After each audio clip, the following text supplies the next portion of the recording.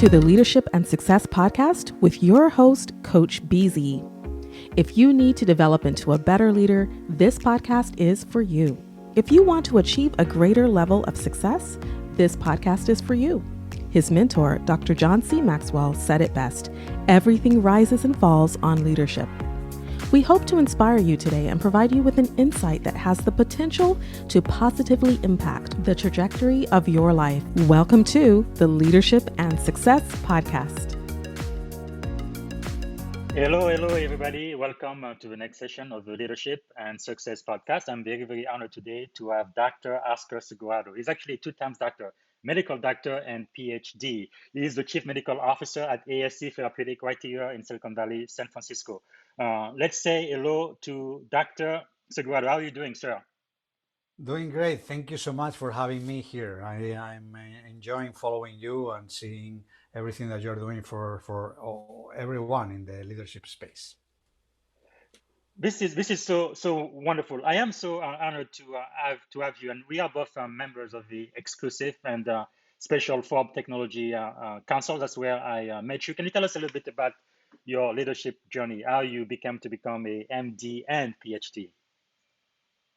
So I would say that my journey started when I was 12 years old and I was helping my dad run his clothing store in Salamanca, Spain.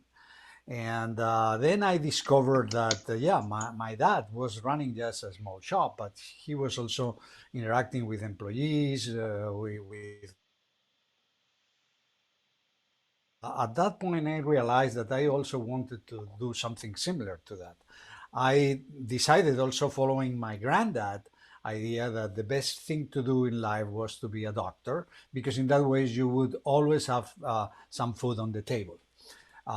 People need a doctor sooner or later. So that's why everything started with my MD at the University of Salamanca, Spain, PhD at the University of Würzburg, Germany.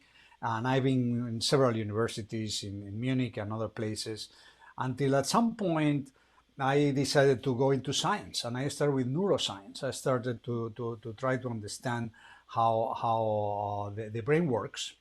And from there, I discovered something even more interesting to me than the brain and the neurons and synapses and so on. And this is immunology. So how the immune system works. So I started working on that. That's the direction of my PhD thesis, indeed, in Germany, was both neurology and immunology. So I became an immunologist. And when you are an immunologist, you work in molecular biology, you work in cellular biology, protein biology. So I became professor of immunology at the University of León in Spain. And just a few months afterwards, I got an offer from a company, that time not very well known, called Abbott Laboratories in Germany.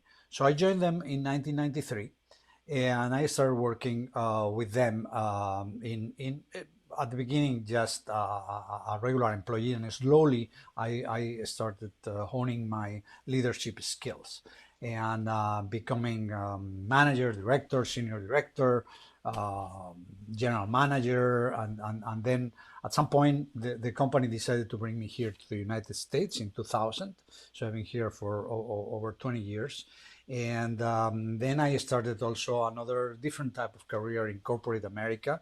I went to Becton Dickinson, and at some point I decided I wanted to go back to my origins. I wanted to run my own shop. And that's when I started thinking, okay, I've been doing clinical development, something called medical affairs in the industry, in the pharmaceutical industry, but I wanted to run the entire clinical development and medical affairs shops all together. And I call it a shop because, again, that's also the clothing shop, remember, that I was mentioning from my dad. And that's what I'm doing right now. I'm running an organization. That's what I've been doing over the past 10 years in different organizations, where I'm helping our company hopefully becoming a better known organization in two areas: gene therapy and cell therapy. What that means is that we're manipulating the genomic cells of and the cellular interactions in certain diseases. I'm focusing on hemophilia, and I'm practically looking forward to having our organization becoming more better known in the space. ASC Therapeutics. Wow, that is pretty fascinating. What is story? So a MD from Universidad de Salamanca in Spain, and then a PhD in neuroimmunology, right, from the Julius Maximilian University of Wurzburg. That is quite fascinating. Actually, before I became a cybersecurity professional, my initial dream was to become an MD PhD. I got the Bachelor of Science in biology and chemistry, and then I skipped the master's degree. I went straight for the PhD in microbiology. I work very closely with the immunology department there at the University of Alabama. But everything kind of changed for me when I got married and I had a kid on the way, and kind of tech was the only thing I could do full time. Like they say, the rest is history. Wow, it's quite fascinating how you really help a lot of people with all of the research you are doing. So how did you kind of get into technology, more specifically the Forbes Technology Council? Yeah, I have a good friend that is also in the pharmaceutical industry that introduced me to the Forbes Technology Council. And he mentioned my name, and I was invited to participate in Forbes, which is a kind of organization that I've been following for many years. So I think I can help. I'm preparing now my first article, which is going to be something around medicine 2.0. And the idea is to tell everyone that there is a huge revolution going on in medicine, and especially for someone like me that has been in this space for a long time, where we have three major drivers of that. The first one is that how the patients are now participating in everything that is happening in medicine. The second one is related to personalizing medicine, and we have now biomarkers, we have genomics, we have cellular approaches where we understand what is happening at the level of disease mechanism. And the third one is something that I would like to bring to the table for everyone, which is prevention. And this is the fact that we need to start thinking about not how to treat diseases, but how to prevent them. And by the way, I'm even working now on something that is slowly happening. This is what we are curing diseases. It's called functional cures. So obviously, when you have a serious disease like hemophilia, it's a disease where there is something called factor VIII, which is missing in your clotting cascade. You are going to have bleeding. Which can be very serious. Now we are replacing the gene producing this factor VIII, and this is what I'm doing right now. That's my job right now. But I have another job, which is something that I started working on some time ago, and this is related to prevention. And let me tell you a story that happened to me in 2014, where I got my life practically upside down when my eldest son went through a very serious crisis, and he Sorry required to hear medical that. therapy. Yeah. So no, I mean he's doing now great, Okay. but that told me I realized that I had something called high functioning anxiety, which is something that happens to many of us. We are working so hard and so many hours that we don't realize that we are slowly deteriorating our mind and our body. And this is something that happens in the Western world, especially. Also in the Eastern world, you have several Asian um, uh, countries and cultures working also very hard. But we have to take care of our mind, of our body. And that's why I decided to start working on myself. I looked into Eastern cultures, and I stumbled upon something that everyone has heard, obviously, about, which is Buddhist meditation practices and things like that. And I realized very quickly that that was not for me. So when I figured that out, I started thinking, okay, how can I help myself, my family, and my career? Because I took a sabbatical for a couple of years. I really was not working full time. And I wrote a book. And this book is called Mindful Framing: Transform Your Anxiety into Vital Energy. And I've been explaining those ideas to a number of people. At some point, I was the opening act for Daniel Goleman in a conference in 2018. And recently, I presented to a number of HR specialists all these ideas. And the idea is, again, to prevent, is to be able to help people work in a daily basis, ensuring that they are able to be highly functioning, but without anxiety. Wow, that is quite fascinating, especially now after we've gone through this worldwide pandemic. It seems like emotional health is more important than ever before. And you talked about being a functioning. Which word did you use? Um, High functioning anxiety. Anxiety, yes, and I feel like that was really the primary culture, especially in Silicon Valley, right? San Francisco, Bay Area, people just working non-stop. And I think again the pandemic allowed us to kind of take a pause, take a step back, and really think about what is very, very important to us as human beings. And tell us more about your book, which, by the way, anybody can download for free. Why in the world did you do it for free on Kindle, right? And right here, I just did it myself. You can get it on your iPad, your iPhone, or any digital thing. But please, I'm going to encourage Yeah, everybody to please purchase the here, printout here is copy it. too, right?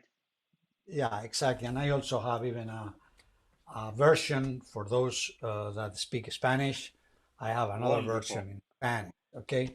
So Wow. yeah, the book, the paperback, unfortunately, obviously that needs to be shipped and so on, is has a cost. But I decided when the pandemic hit in 2020 to Mhm.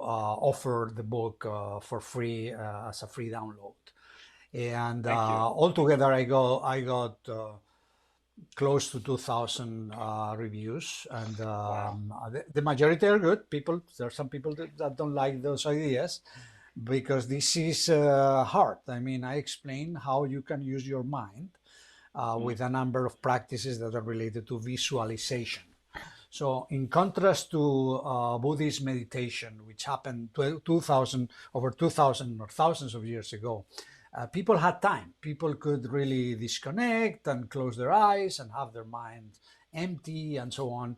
And there are companies still here, Headspace and things like that, that are trying that. I developed something that is more absolutely active. So you practically follow what I call 5 scenes. The first one is called Anxiety Bus, and where you practically organize everything that triggers your anxiety level, and you see that in the morning and let it go. So that the rest of the day you're free of that. And in the morning, next day, you start again. And there are a number of other exercises around 3 main topics. So the 3 main topics that I recommend to everyone, which I do, and a number of people also that I interact with are very successful with, are first ensuring that you liberate your mind from everything that hits us in this, let's call it, artificial world. Mhm. And that's why I ask people to focus on nature. The second is focusing on your emotional world. About It's all about you and others around you, your family, friends. And the third one is to take absolute care of your body, and that's what I call organism. So I created the Neo Chi Institute, and Wow. NEO means nature, emotions, and organism. And you can get a lot of information, tens of blogs, which are kind of the starting point for my next iteration of the book. It's going to be the same book, but a fully revamped one, and it's called neochi.org. If you go there, Wow. you can see a lot of information. Again, everything is available. It's a non-profit institute, and this is my life contribution Yes. to society and to everyone. And I always appreciate any feedback I can get from anyone on that. And that And again, I want to reiterate that the way I see all this is associated with my development, my personal development around science, neuroscience, immunology. I talk a lot about immunology, and I think when I wrote the book and published it in 2018, there was no pandemic, but I think now it's even more relevant for because we all understand a lot nowadays about the immune system. And I can tell you, we need to understand how the immune, all our immune cells are related to our mind. And believe it or not, if we have a healthy mind, we're going to have a healthy immune system. Wow, this is very, very timely, I think, no? And I believe the website you gave to everybody, Neoci, NEOCI.org, right? And I'm gonna go ahead and show that here on the podcast. You can go there, and I think there is really nothing more important than that today. So you talked about chapter 3 in your book when you talk about the anxiety bus, the five senses, and then the five element of one, nature, number two, the three emotion, and then your organism. Can you say a little bit more about the three specific emotion you call out in chapter 3? So, again, in terms of nature, I think that the mind needs to be connected to something that is around us. We are really, we think that we are special, we are human beings, but I can tell you everything that we are comes even from very simple plants and bacteria that were around in the world for many years. So we are just an example of evolution. If we come back to our roots, we're going to feel much better. We are going to feel integrated. And unfortunately, we have too much going on. And when we come back home at night, we just try to disconnect with either any kind of distractions or drugs, alcohol, food, things that really are not natural. So I recommend everyone to do what I do. First thing when I have free time, and this is to take a walk. So that's the first thing that I would recommend everyone to ensure that you dedicate some time, a certain period of time of your day to, and when you go for a walk, just look up. Don't look at the ground, which you see many people doing when they are walking, because they are thinking, and you want to avoid thinking. You want to let your mind fly free. And that's the first thing. The second one is emotional. I think the emotions, and this is extraordinarily difficult to do. And it has two main components, everything related to the emotional world. And I'm following here the ideas for 30 years or more, or 40 years ago, from Daniel Goleman on emotional intelligence. And how he explains that, first of all, is empathy. Is ensuring that you pay attention to your own emotions and the emotions from others, and then that you take another step, which is compassion. And compassion means that you take an action. So this action can be a minimal thing, something that is relevant to yourself and to others, but also improves your emotional well-being.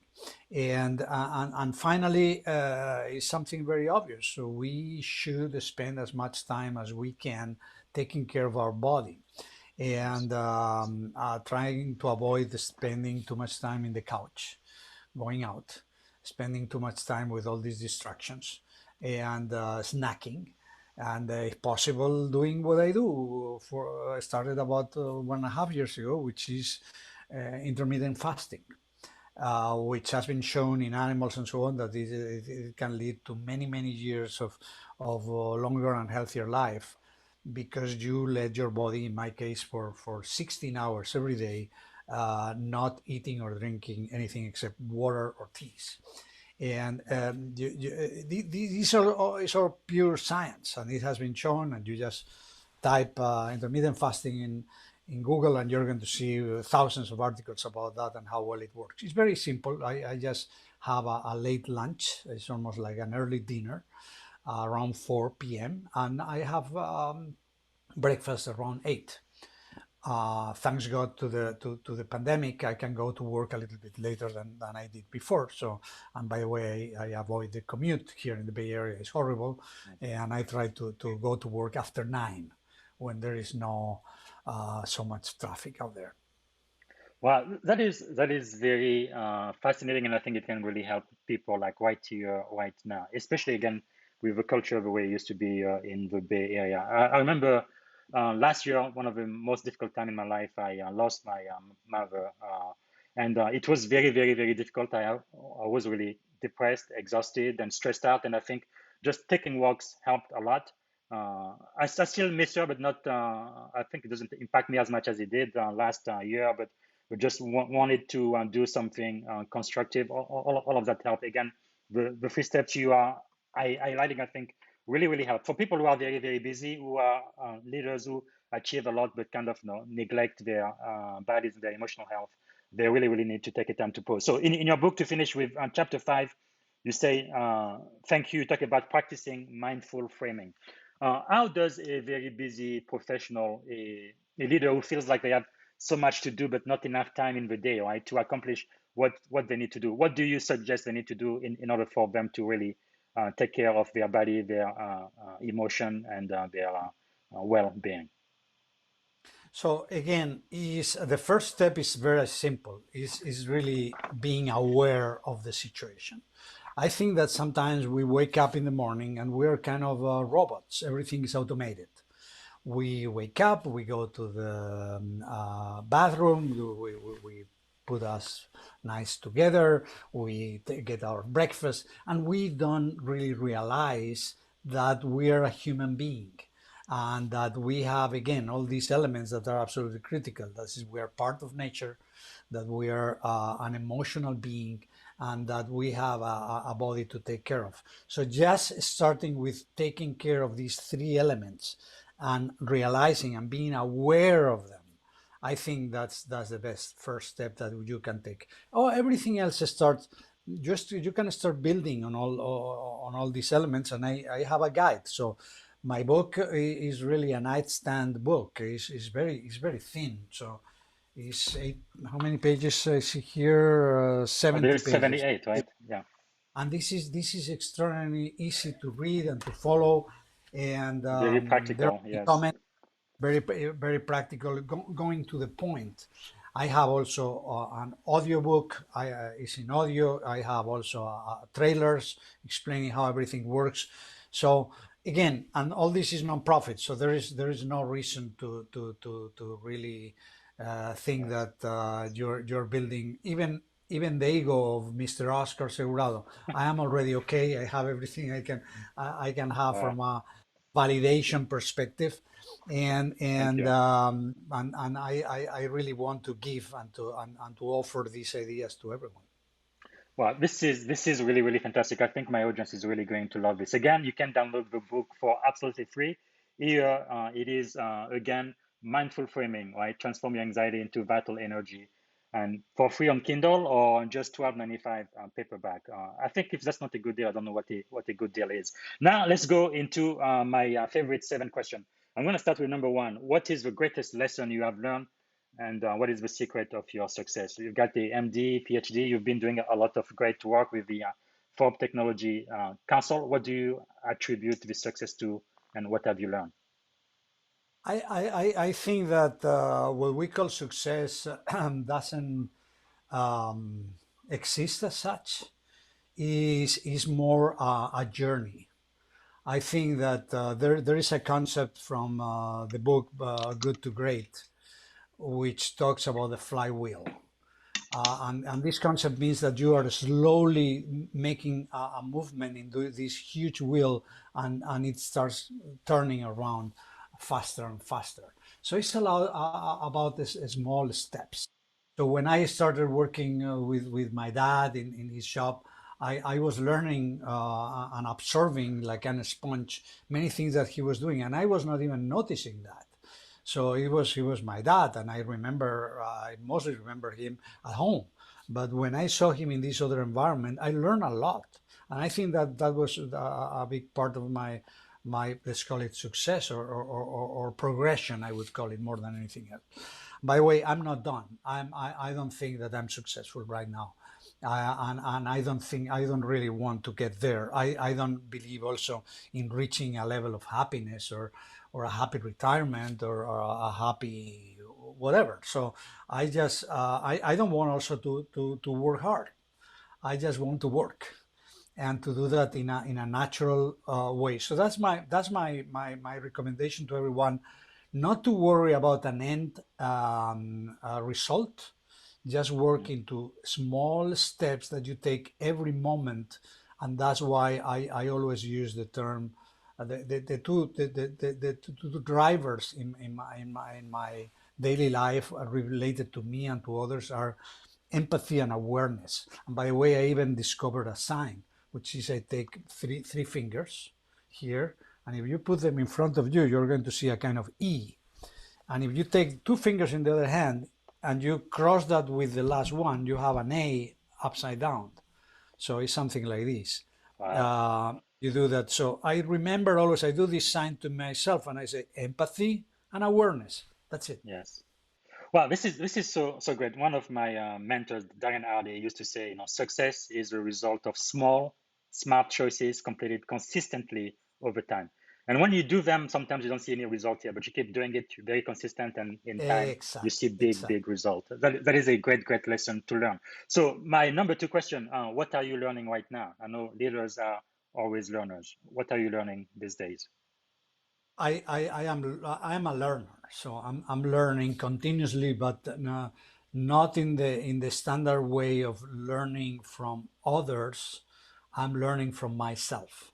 So I'm comparing myself with the day before, with the month before, with the year before, with the decade before, and I'm seeing how I am how I'm evolving. So I think that this is the number one feature of a human being, the fact that we learn. When I see my lovely dog, uh, I don't think he cares about learning. He does the same over and over. He does it very well, but he doesn't learn. I mean, he has already, in some way, he has some kind of habits, but I don't think he is conscious about or thinks or is able to have this kind of high level approach to ideas. And that's what we have, ideas. To me, learning is generating ideas. And it's not only learning for your own, you have to communicate these ideas. That's also for me as important as learning. So you gather information, you create an idea, and you communicate that idea.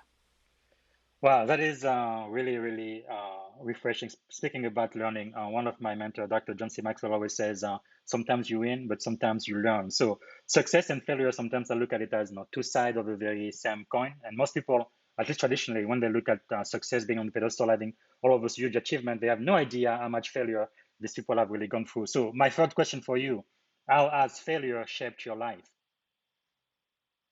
I think I fail all the time. But the question is about a key word that I like even more than failure and kind of digesting or understanding, and this is resilience. So resilience means that you really realize that you're down and then you start taking steps to go up again. And if you link that to the fact that we all fail in one way or another, um, small, big, medium, then is that the way you get up, the way you are resilient, and you take those steps to resolve that. That's what really means, by the way, learning again. This is an amazing opportunity to reshape sometimes even your core beliefs. And it happens to me all the time. And I guess everyone is noticing over time when you get at a certain age Mhm. that you feel more comfortable with yourself. and that's because you have all these failures and you had to get up from them. So the majority of us, I think, automatically, and this is part of the being a human being, are able to overcome those failures. That is quite something. Resilience is so important as an individual, and I think for most of us, we've really realized after this pandemic how resilient people really, really, truly are. And me, as a cybersecurity professional, I definitely want to talk about resilience for human, but I also like to speak about resilience for system, like information systems out there. Systems get hacked and breached every day, but it's really how fast do you recover from that. This is great. I think our audience is really learning a lot. The next question I have for you is my fifth question. What have you, who do you know that we should know? Kind of who are your mentors, thought leaders that you are following? I've been reading so much about mentors and the importance of mentors, and I agree that would have been fantastic to have a mentor in my life. I didn't. Because I think that's a matter of luck. That maybe you have someone that really guides you and spends the time with you, and I've been in many places. I was at home with my family, like everyone. I was going to say, my dad, my mom, especially, helped me and mentor me a lot. But that's their job. But I don't think you can call your parents mentors. But having anyone that really taught me something and say, okay, and now I'm going to hold your hand. And I would say here, and for so many people, and I would even venture to say that that's the majority of the people that do not have mentors. So you can try to be your own mentor in some way, and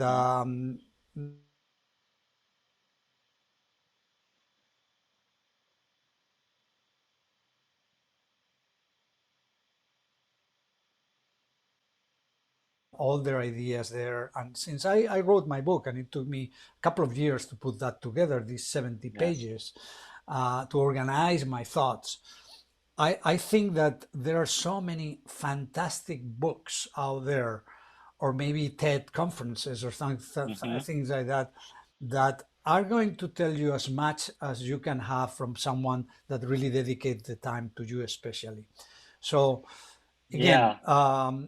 I'm telling you that I don't think that everyone is so lucky to have a mentor and to have someone that can help them. So I have many Yes, mentors. and that is so true. I know for me, it kind of started when I was 17 years old. A lot of people I used to read and learn from. Like one of them was Dr. John C. Maxwell, and today is my personal Yeah.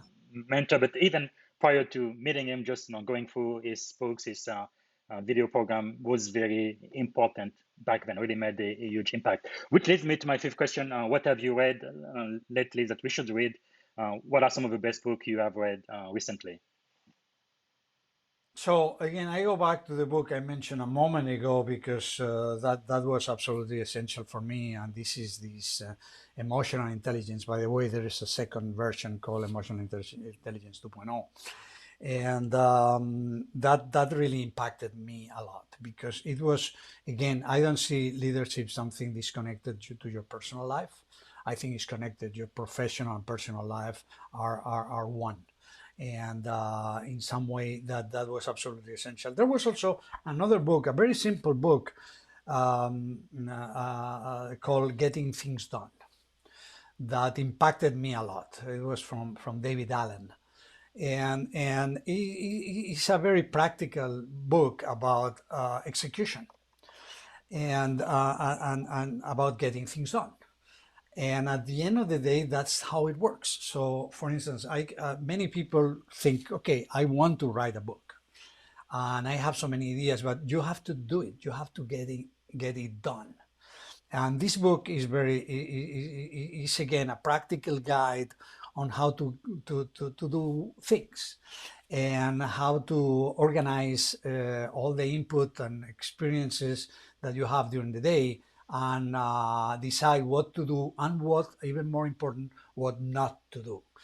and how to toss, how to say no, how to ensure that you do the right things. And that's what I learned. That I have that book always around, because it gives me several ideas on, for instance, something as simple as, so we all have all these emails coming Mhm. non-stop during the day, and how you have to decide how either to toss that email, to delegate that to yourself, or to decide when to do it, or do it rapidly in about 5 minutes, and you get rid of that. So I try to have a life that is as stress-free as possible. And for me, dealing with emails and with tasks is one of the key learnings in my life.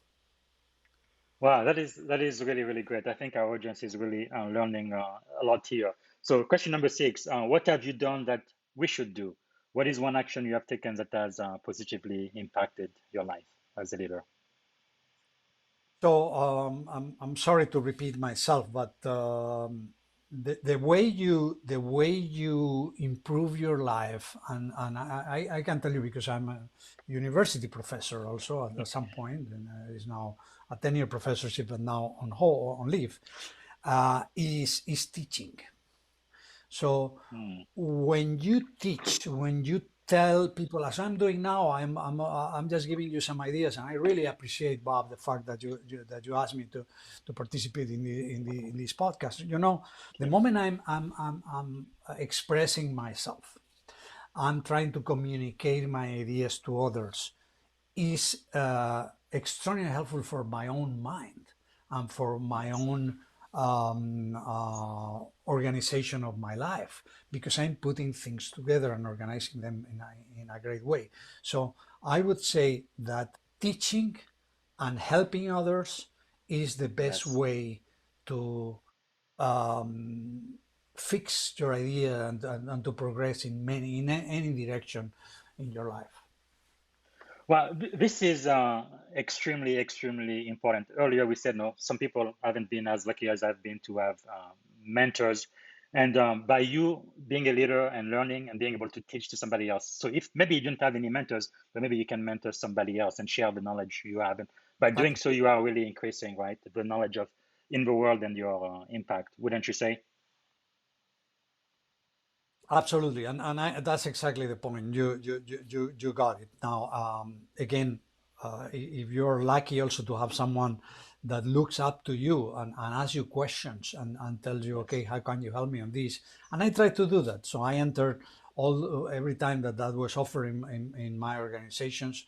I was in the mentoring programs. We had one at Abbott Laboratories, AbbVie. I was 15 years with this organization, and I was part of that. And, Wow. and several people that I mentored went on to very high level executive roles. So again, I am totally for that. And again, it's the teaching, the mentoring, the coaching, and Yes. that's something that I do all the time with my direct reports, and with my big peers, and also very respectfully with my boss, my CEO, and try to help everyone around me, and my family, and friends. And so Yes. whoever wants any kind of advice, I'm happy to give it. Although in many cases it's probably going to be not the right one, but I try. Yes. Well, thank you so much for giving us your time today. We are quickly running out of time, but before we finish, I do want to ask you this last question. How can we add value to you? And I especially want to highlight your nonprofit, right? neochi.org, embrace the neochi life style. But what can our viewers do to add value back to you? Again, tell others around you, and I am very happy to help explain everyone a very simple concept, which is that we need to be empathetic and aware of where we are. This is also called mindfulness, which is a concept that is around but needs to be explained. And mindfulness is not something invented 2,000 years ago by all these Eastern cultures. I think that that's something very important to us nowadays. So the moment that you discover that you know how to do it, tell tell others about that. And I'm not interested on really promoting my institute or my book or something like that. I'm really interested in promoting the idea that we have to merge some of the incredible knowledge and ideas related to prevention in terms of mental health issues and many diseases through a number of activities that can be done just in your mind and that do not require any that are absolutely free. They cost nothing, but require something very important: an effort and an intention. So people need to be intentional and teach others about that.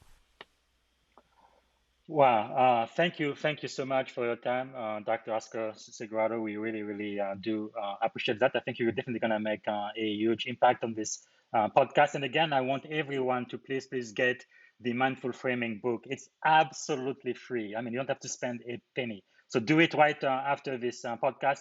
Thank you again. And until next time, thank you so much for watching.